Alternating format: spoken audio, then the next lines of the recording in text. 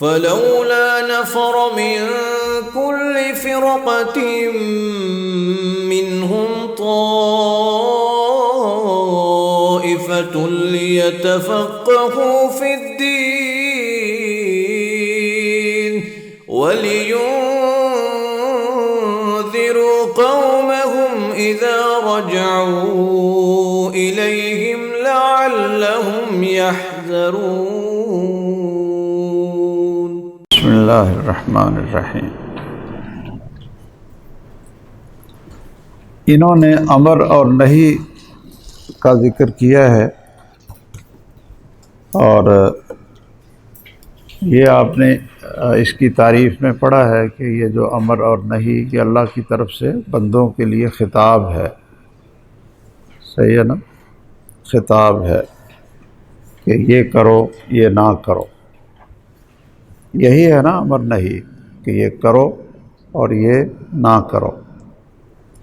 تو یہ جو اللہ کا خطاب ہے کہ یہ کرو اور یہ نہ کرو، تو اس کے مخاطب اور مکلف وہ کون ہیں، یہ ہے بحث۔ ویسے کئی نسخوں میں تو انہوں نے یہ جو چیز ہے نا یہ نہی کے بعد ذکر کی ہے، یعنی وہ پہلے امر کا بیان تھا کہ امر وجوب پر دلالت کرتا ہے الا لقرینۃ، اور پھر امر کا فلاں مسئلہ فلاں وہ ذکر کیا، اور پھر نہی کا ذکر کیا کہ نہی حرمت پر دلالت کرتی ہے، اور امر فلاں فلاں معنوں میں استعمال ہوتا ہے، نہی فلاں فلاں معنوں میں استعمال ہوتی ہے، اور پھر دونوں کے آخر میں کہا کہ امر اور نہی کا مخاطب کون ہوتا ہے۔ لیکن بعض نسخوں میں جیسا کہ شاید آپ کے پاس ہے، میرے پاس بھی یہی ہے کہ امر کے بعد ہی انہوں نے یہ ذکر کر دیا ہے کہ یہ امر اور نہی کا مخاطب کون ہے، اس کا مکلف کون ہے، یہ کس کو اللہ تعالیٰ کہتے ہیں یہ کرو اور یہ نہ کرو، صرف مردوں کو کہتے ہیں یا صرف عورتوں کو کہتے ہیں یا صرف مسلمانوں کو کہتے ہیں، وہ مخاطب ہوتے ہیں کہ یہ کرو یہ نہ کرو۔ اعبدوا اللہ ما لکم من الہ غیرہ، جی لا تشرک باللہ، یہ اللہ تعالیٰ کس کو کہتے ہیں؟ کیا اس میں کافر یعنی شامل ہیں؟ اسی طرح جو دوسرے احکام ہیں اقیم الصلاۃ، نماز پڑھو، تو کیا اس میں صرف مسلمان شامل ہیں یا کفار بھی اس کے مخاطب ہیں؟ تو یہ ہے اس کا عنوان کہ امر اور نہی میں مخاطب اور مکلف کون ہے۔ تو یہ کہتے ہیں کہ وَيَدْخُلُ فِي خِطَابِ اللَّهِ تَعَالَى الْمُؤْمِنُونَ، کہ اللہ تعالیٰ کا کوئی بھی خطاب ہے کہ کرو یا نہ کرو، تو اس میں کوئی اختلاف ہی نہیں ہے کہ یہ مخاطب کون ہیں، مومن ہیں، مسلمان ہیں، کہ یہ کرو یا نہ کرو۔ اچھا، تو کیا بچہ بھی اس کا مخاطب ہے؟ اور جو بھولا ہوا ہو، الساہی، یعنی وہ ایک چیز کو بھول گیا ہے، کیا وہ بھی اس کا مخاطب ہے؟ اور جو مجنون ہے کیا وہ بھی مخاطب ہے؟ تو یہ کہتے ہیں کہ والساہی یعنی والصبی والمجنون غیر داخلین فی الخطاب، کہ یہ خطاب میں داخل نہیں ہے۔ بچے کی سمجھ تو آتی ہے کہ رفع القلم عن ثلاث، کہ بچہ جو ہے جب تک بالغ نہیں ہوتا اتنی دیر تک وہ احکام کا مخاطب نہیں ہے، مکلف نہیں ہے، احکام شرعیہ کا وہ مکلف نہیں ہے، لیکن احکام وضعیہ کا مکلف ہے۔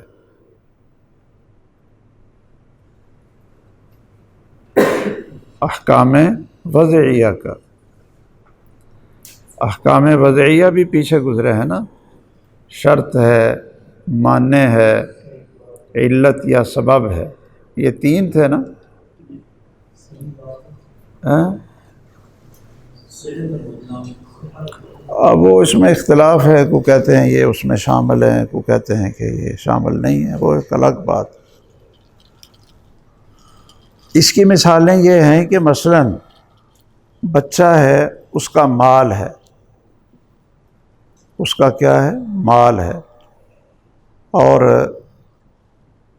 وہ اتنا ہے جس میں زکوٰۃ فرض ہو جاتی ہے، تو کیا اس مال میں زکوٰۃ فرض ہوگی یا نہیں ہوگی؟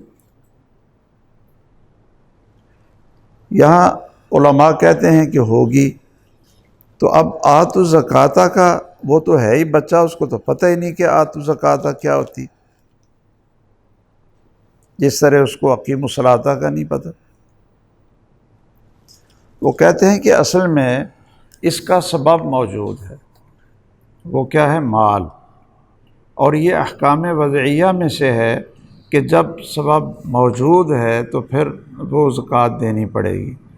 اب آپ یہ کہیں کہ جی وہ زکوٰۃ پھر کیسے دے گا، اس کو تو پتہ ہی نہیں زکوٰۃ کیا ہوتی ہے، اور نہ زکوٰۃ کا اس کو پتہ ہے، تو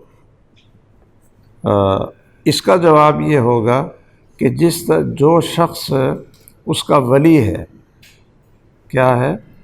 اس کا ولی ہے، اس کا ذمہ دار ہے، جو اس کے مال کی نگرانی کر رہا ہے، اس کی خرید و فروخت کر رہا ہے، اس کو سنبھال رہا ہے،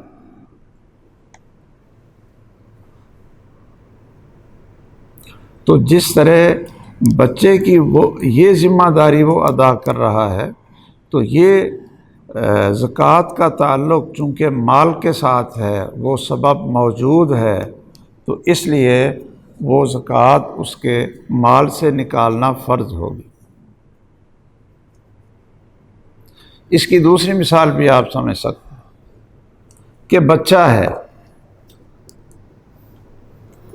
اب وہ کھیلتے یا کسی طریقے سے اس کے ہاتھ میں پسٹل آ گیا، اب اس کو نہیں پتا کہ اس میں گولی ہے نہیں ہے کیا ہے، وہ اس نے کسی کو فیر مار دی،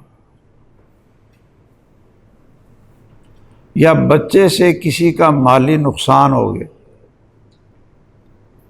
بچے سے کسی کا مالی نقصان ہو گیا، یا کسی کا جانی نقصان ہو گیا، تو اب بچے کے مال سے دیت دینی پڑے گی یا نہیں؟ اور بچے کے مال سے وہ نقصان پورا کرنا پڑے گا یا نہیں؟ کیوں بھائی؟ تو اس میں سب کہتے ہیں جی پورا کرنا پڑے گا۔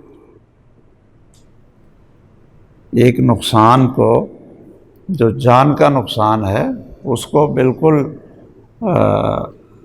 یعنی حذرن یعنی ملغا تو نہیں چھوڑا جا سکتا۔ انسان کی جان بڑی قیمتی ہے، اس کا مال بڑا محترم ہے، تو اس کو ایسے ہی چھوڑ دیا جائے کہ یہ جی بچے کی وجہ سے ضائع ہوا ہے، یہ بچے کی وجہ سے ضائع ہوا۔ تو بچے سے آپ قصاص تو نہیں لیں گے، اس لیے کہ وہ مکلف نہیں ہے، لیکن اس کے مال سے آپ دیت تو دیں گے نا، دیت تو واجب ہو جائے گی نا اس کو، بچے کے ورثاء پر۔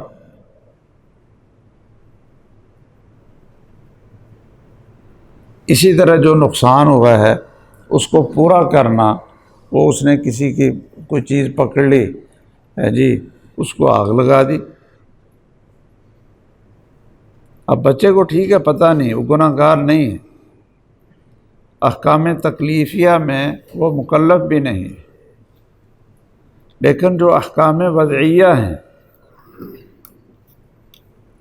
تو اس میں تو دوسروں کے ساتھ چونکہ اس کا تعلق ہے، تو اس کو تو ضائع نہیں کیا جا سکتا نا۔ اس لیے اگر قاتل کوئی بالکل فقیر ہے، وہ دیت نہیں دے سکتا، تو پھر بھی مقتول کی دیت ضروری ہوتی ہے کہ نہیں؟ ضروری ہوتی ہے۔ وہ کن پر ہوتی ہے؟ عاقلہ پر، جو اس کا خاندان ہے، جو اس کی برادری ہے۔ تو بچہ جو ہے وہ غیر مکلف ہے، مرفوع القلم ہے احکام تکلیفیہ میں، لیکن جو احکام وضعیہ ہیں ان کی تنفیذ ہوگی، اور وہ ولی کے ذریعے ہوگی، اس کے ورثاء کے ذریعے ہوگی، خواہ وہ زکوٰۃ ہو یا اس نے کوئی نقصان اس سے ہوا ہے۔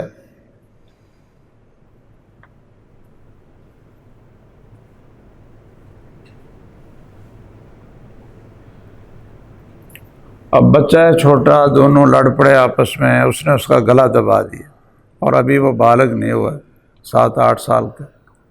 آج کل بچے بھی بڑے لڑاکے ہیں۔ یا کوئی چھری پڑی ہوئی تھی، وہ اس نے اس کے گلے پھیر دی، تو اب ایک جان گئی، تو کیا اس کو ضائع چھوڑ دیں؟ اس کی دیت دینی پڑے گی۔ یرحمک اللہ۔ اس میں کسی کا اختلاف نہیں، سارے کہتے ہیں، لیکن زکوٰۃ میں حنفی کہتے ہیں کہ نہیں جی زکوٰۃ نہیں دیں گے، شوافی، حنابلہ وغیرہ یہ سارے کہتے ہیں دیں گے۔ صحابہ کرام کا بھی جو فیصلہ ہے وہ بھی یہ ہے کہ زکوٰۃ اس کی دیں گے، اور یہ احکام وضعیہ میں ہے، جو اس کی مال کو سنبھال رہا ہے، سارا کچھ کر رہا ہے، تو وہ اس سے زکوٰۃ بھی نکال دے گا۔ اچھا، دوسرا ہے مجنون۔ مجنون کا بھی اسی طرح ہی، وہ بھی رفع القلم ہے۔ اچھا، بچے کے بارے میں یہ آپ ذرا ذہن میں رکھ لینا کہ یہ جو ہمیں حکم ہے کہ جب 7 سال کے ہوں تو پھر آپ ان کو نماز پڑھاؤ، مرو ہوں، اور جب 10 سال کے ہوں تو پھر وَاضْرِبُوهُمْ عَلَيْهَا۔ تو کیا وہ یہ جو حکم ہے یہ کن کو ہے؟ یہ اولیاء کو حکم ہے، بچے کو حکم نہیں ہے نماز پڑھنے۔ اگر 10 سال کا بچہ بھی ہے، وہ نماز نہیں اس نے پڑھی، تو اللہ کے ہاں کوئی مجرم نہیں۔ جب تک بالغ نہیں ہوتا اس پر شریعت کا کوئی حکم وہ فرض نہیں ہے، اور اس کی بلوغت کی علامت وہ آپ جانتے ہی ہیں، یہ والدین کو بھی پتہ ہونا چاہیے کہ میری بیٹی کب بالغ ہو رہی ہے، میرا بیٹا کب بالغ ہو رہا ہے، اس لیے کہ بلوغت سے پہلے اس پر شریعت کا کوئی حکم وہ فرض نہیں ہے، مکلف نہیں ہے، اور بالغ ہوتے ہی پوری کی پوری شریعت وہ نافذ ہو جاتی۔ تو اب انسان کو پتہ ہونا چاہیے نا کہ بھئی وہ بالغ، ایسا نہ ہو کہ وہ 6 مہینے ہو گئے ہوں اس کو بالغ ہوئے، لیکن اس کو پتہ ہی نہیں تھا کہ وہ کون سی علامت ہے جس سے یہ بلوغت ہوگی، نہ اس کے ماں باپ کو پتہ ہے، نہ اس کو اسکول میں یہ بتایا گیا ہے، نہ اس کو مسجد میں یہ بتایا گیا ہے، نہ اس کو خطبوں اور درسوں میں یہ بتایا گیا ہے۔ کیوں جی؟ تو اس کو کیسے پتہ چلے گا کہ بھئی اب میرے اوپر پوری شریعت نافذ ہے، اب اگر میں نماز چھوڑوں گا تو یہ کفر ہے، اور اس بلوغت سے پہلے اگر اس نے نماز چھوڑی ہے تو وہ غیر مکلف۔ اسی طرح جو صحابہ رضی اللہ تعالیٰ عنہم بچوں کو روزے رکھوایا کرتے تھے، صحیح ہے نا، ان کی تربیت کیا کرتے تھے، تو وہ صرف ایک تربیت اور عادت ڈالنے کے لیے تھی، اور وہ والدین کا فرض ہے، وہ بچے کا فرض کوئی نہیں ہے۔ اگر اس سے کوئی چیز ادا نہیں ہوتی تو اللہ کے ہاں وہ اس کے اوپر کوئی مواخذہ نہیں۔ تو یہ بات آپ سمجھ گئے؟ کوئی اگر آپ سے پوچھے کہ جی دیکھو آپ کہتے ہیں بچہ مکلف نہیں ہے، اور پھر آپ 10 سال کی عمر میں اس کو ڈانٹتے ہیں اور اس کو مارتے بھی ہیں، کوئی نماز پڑھو نماز پڑھو، تو ہم کہتے ہیں کہ یہ اس کی تربیت کے لیے ہم کرتے ہیں، اور یہ والدین کا فرض ہے، وہ مکلف ہیں، بچہ مکلف نہیں ہے۔ وہ اگر نماز نہیں بھی پڑھتا ہے تو اللہ کے ہاں اس کا یہ جرم یا یہ گناہ نہیں لکھا جائے۔ اسی طرح دوسری چیزیں ہیں جو احکام شرعیہ ہیں تکلیفیہ۔ آگے ہے والمجنون، اور جو مجنون ہے وہ بھی احکام تکلیفیہ شرعیہ کا مکلف نہیں ہے، مخاطب نہیں ہے، اور احکام وضعیہ کا وہ بھی مخاطب ہے، مجنون بھی۔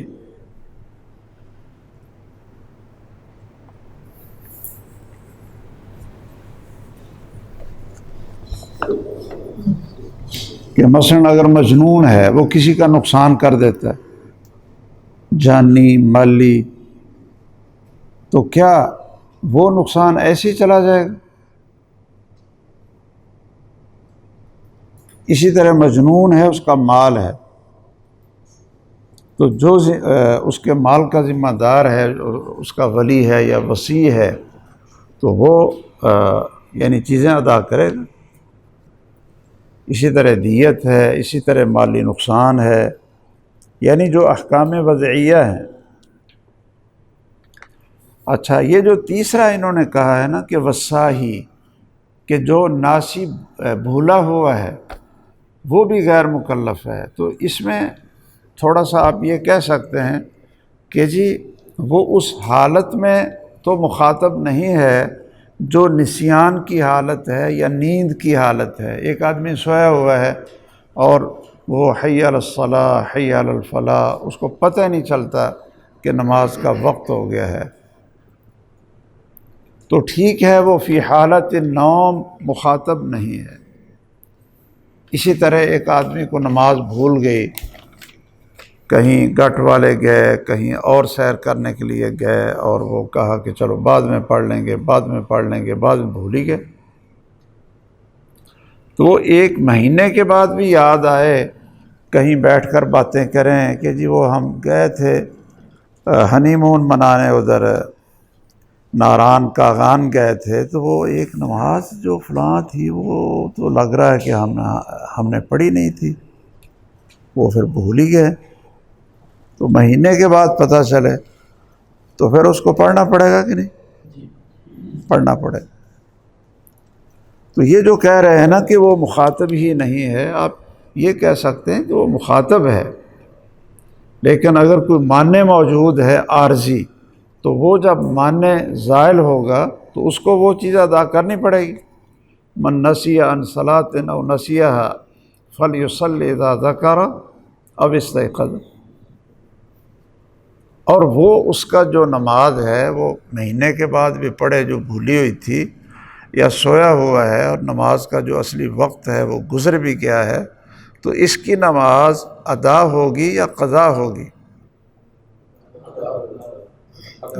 ادا ہوگی، اس کو ادا کا ثواب ملے۔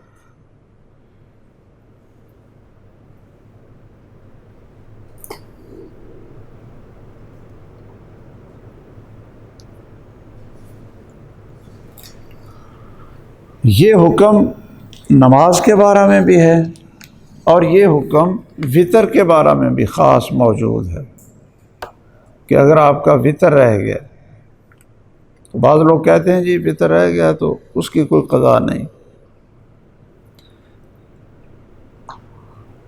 یا کہتے ہیں جی وطر رہ گیا ہے تو وہ آپ اس کی جگہ پر سورج نکلنے کے بعد 12 رکعتیں پڑھیں، وطر کوئی نہیں، وطر کی قضا نہیں۔ تو یہ بات غلط ہے، یہ بات غلط ہے۔ آپ نے بلوغ المرام میں وہ حدیث پڑھی ہوگی، یا آپ لکھ لیں، وہ آپ کو بھول گئی ہے تو آپ لکھ لیں۔ کوئی آپ سے مسئلہ پوچھے کہ جی میں نے تو وطر پڑھنا تھا، چھوڑا تھا رات کو کہ صبح پڑھوں گا، تو وہ پھر اذان ہی ہو گئی ہے، ہاں جی فجر کا وقت ہو گیا، تو اب میں وطر کا کیا کروں؟ اب ہمارے کوئی کہتے ہیں جی وہ بس اس کی کوئی قضا نہیں۔ تو یہ حدیث ہے من نام عن وطرہ او نسیہ فلیصلی اذا ذکر او استیقظ، من نام عن وطرہ او نسیہ فلیصلی اذا ذکر او استیقظ۔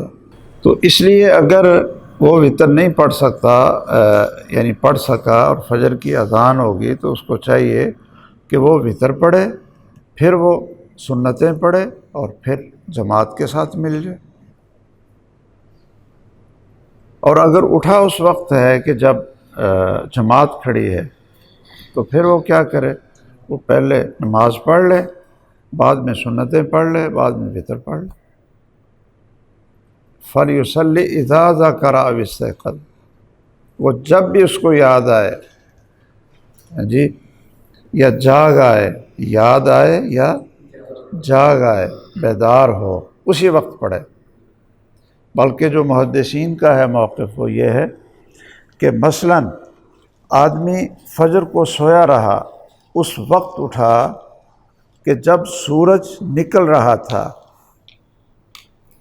جب سورج نکل رہا تھا تو کیا وہ اس کے اونچا ہونے کا انتظار کرے گا یا اسی وقت وہ نماز پڑھے گا؟ اسی طرح عصر کی نماز وہ بھول گیا اور یاد اس کو اس وقت آئی عند غروب الشمس، تو کیا وہ غروب شمس کا انتظار کرے گا یا غروب شمس کی حالت میں پڑھے گا اور طلوع شمس کی حالت میں پڑھے گا، یا اس کو جب بیدار ہوا ہے تو اس وقت جو سورج ہے وہ علی نصف النہار ہے، علی نصف النہار ہے، جس وقت نماز سے روکا ہے رسول اللہ صلی اللہ علیہ وسلم نے عموماً۔ تو یہ جو اذا ذکر او استیقظ کا عموم ہے، اس کو سامنے رکھ کر محدثین کہتے ہیں کہ وہ جب بھی اٹھے گا، خواہ وہ جون سا وقت ہو، وہ اس کا نماز کا وقت ہے، خواہ وہ دوسری چیزوں کے لیے وہ وقت منہی عنہ ہے، لیکن اس کے لیے نہیں۔ تو یہ آپ نے مسجدوں سے اعلان سنا ہوگا، جب سورج نکل رہا ہوتا ہے نا تو وہ کہتے ہیں جی، بلکہ کئی لوگوں نے تو مسجد میں لکھا ہوتا ہے، مسجدوں میں، اور وہ سرخ بتی لگائی ہوتی ہے کہ جی اب آپ نے 15 منٹ نماز نہیں پڑھنی ہے، خواہ کسی کے فرض بھی رہ گئے ہو نا، اس کو بھی نہیں پڑھنے دیتے، اور اعلان کرتے ہیں جی آپ یہ وقت مکروہ ہے نماز کا، تو آپ اتنے منٹ کے بعد آپ نماز پڑھیں۔ تو کیا یہ یعنی حدیث اور سنت کے مطابق ہے؟ اللہ کے رسول صلی اللہ علیہ وسلم تو کہتے ہیں کہ جب اٹھے پڑھے۔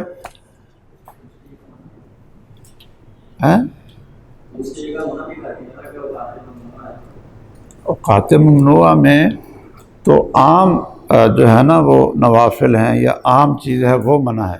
اچھا یہ بتائیں، وہ جو حدیث آتی ہے کہ جو شخص سورج غروب ہونے سے پہلے 1 رکعت پڑھ لے اور باقی 3 رکعتیں اس کی کس میں آئیں گی؟ یعنی وقت مکروہ میں آئیں گی۔ اچھا یعنی وہ صحیح ہے؟ ہاں ٹھیک ہے، اگر وہ صحیح ہے، یعنی وہ صحیح ہے کہ جی 1 رکعت آپ نے غروب شمس سے پہلے پڑھی اور 3 رکعتیں آپ نے وقت مکروہ میں پڑھی، آپ کے لیے وہ وقت مکروہ نہیں ہے بلکہ آپ پر فرض ہے کہ آپ اس کو پورا کریں۔ اسی طرح 1 رکعت آپ نے طلوع شمس سے پہلے پڑھی اور جب دوسری پڑھ رہے تھے تو طلوع شمس ہو رہا تھا، وہ وقت مکروہ تھا، وقت حرام تھا نماز کا، لیکن آپ اس میں پڑھ رہے ہیں۔ اگر اس کا استثناء ہو سکتا ہے تو پھر اس کا بھی ایک استثناء کر دیں کہ رسول اللہ صلی اللہ علیہ وسلم نے فرمایا کہ بھولی ہوئی اور یعنی سویا ہوا اگر اٹھتا ہے تو اس کا وقت وہی ہے جب وہ اٹھا ہے، جون سا وقت ہو۔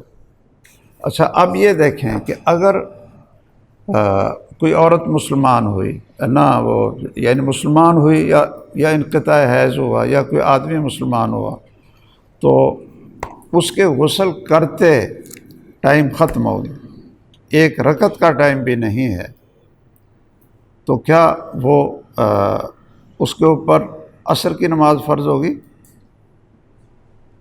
کیوں بھائی؟ ہیں؟ ہوگی؟ یہ نہیں ہوگی نا، اس لیے کہ اس کو وقت نہیں ملا ہے، اس کو ایک رکعت کا وقت بھی نہیں ملا ہے، اس پر وہ نماز فرض نہیں ہوگی۔ لیکن اگر اس کو پوری نماز کا وقت مل جائے یا ایک رکعت کا وقت بھی مل جائے تو پھر اس پر عصر کی نماز فرض ہو جائے گی، اس کو پڑھنی پڑے گی۔ والکفار مخاطبون بفروع الشرائع، جو کفار ہیں وہ اللہ کے خطاب کے مکلف اور مخاطب ہیں یا نہیں؟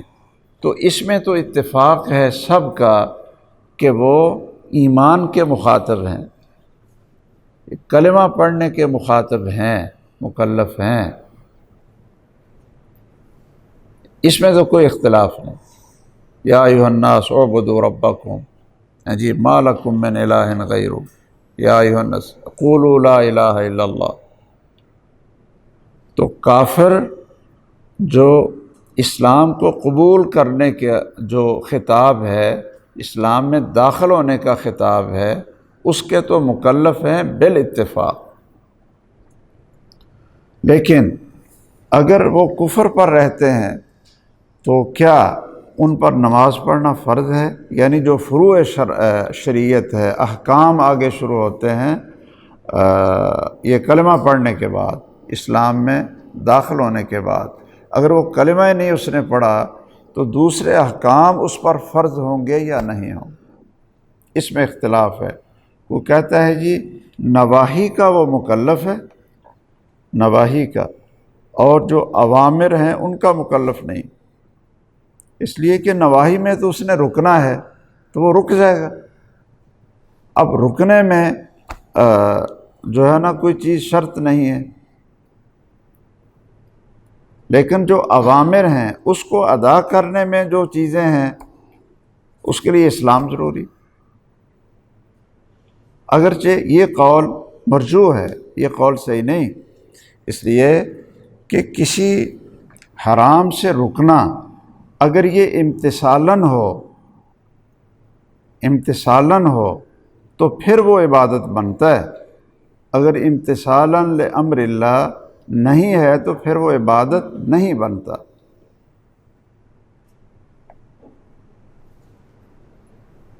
اب پتہ نہیں آپ اس کو سمجھیں کہ نہیں؟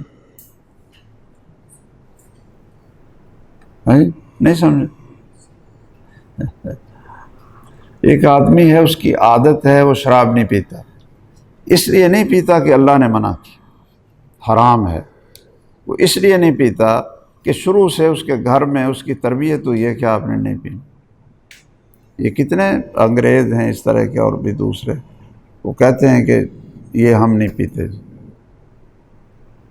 ایک آدمی ہے وہ جھوٹ نہیں بولتا، اس لیے نہیں وہ جھوٹ بولتا کہ اللہ نے روکا ہے، رسول اللہ نے روکا ہے، اور میں اللہ کو راضی کرنے کے لیے جھوٹ نہیں بول رہا، امتثالاً جی اللہ کے حکم کو قبول کرتے ہوئے، یہ اس کی نیت ہے۔